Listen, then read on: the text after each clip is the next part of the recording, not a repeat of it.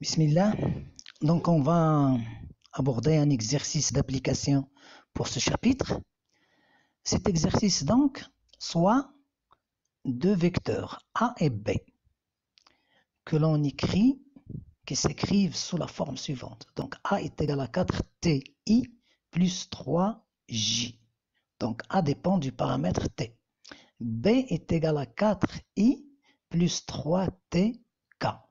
Donc, il dépend aussi du paramètre t. Très bien. Donner les composantes de ces deux vecteurs.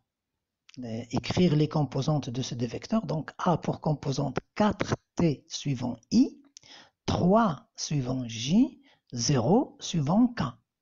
La même chose, B a pour composante 4 suivant i, 0 suivant j parce qu'il n'y a pas de j, 3t suivant k. Très bien.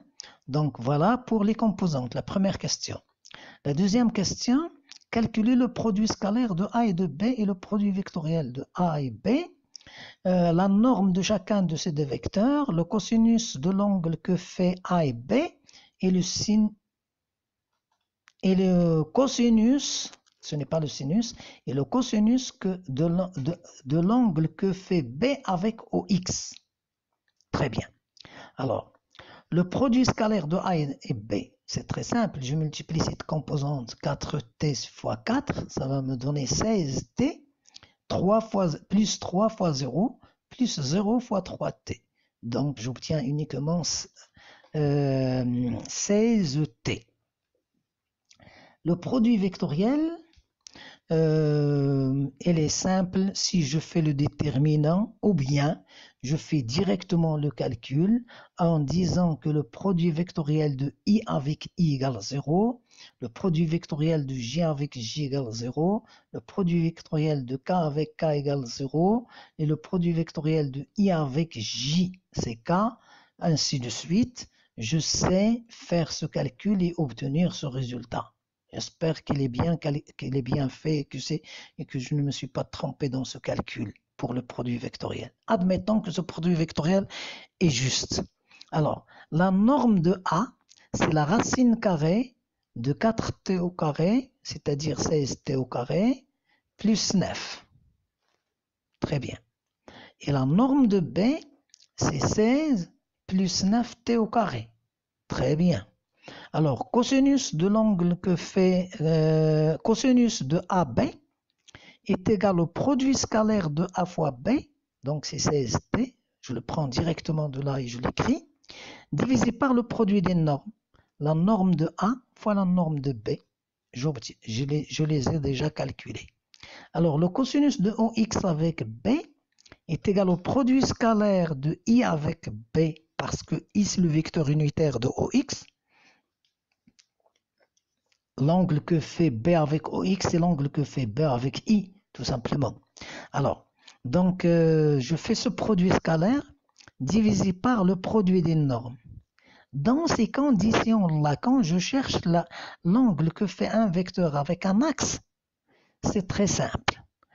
Le cosinus de cet angle est égal à la composante du vecteur suivant l'axe avec lequel pour lequel je cherche l'angle, c'est-à-dire le produit scalaire de I avec B, donc c'est la composante de B suivant I, donc c'est 4, divisé par uniquement la norme du vecteur, c'est-à-dire cette valeur-là, c'est la norme de B. Et si je fais par exemple si je fais cosinus de OY avec A, je dois prendre alors 3 divisé par la norme de A. Ainsi de suite, donc c'est très simple. Donc on doit savoir faire ce calcul-là et le comprendre en vitesse. C'est une manipulation à faire au moins une fois avec beaucoup d'attention et on s'en rappellera en vitesse. Bien. Donc maintenant, la troisième question. Trouver un vecteur UA unitaire, parallèle et de même sens que A. Donc UA est égal à A sur la norme de A. Et donc A, son expression c'est ceci. La norme de A il a été déjà calculé aussi, qui s'écrit alors UA égale 4T sur la norme de 1, I plus 3 sur la norme de 1, J. Alors, trouvez la dérivée de A et la dérivée du produit vectoriel A vectoriel B. A vectoriel B, on l'a déjà calculé. J'espère qu'il a été déjà calculé. Oui, il est là. Très bien. Alors, je passe maintenant à la dérivée de A. D de A sur dt est égal à 4i.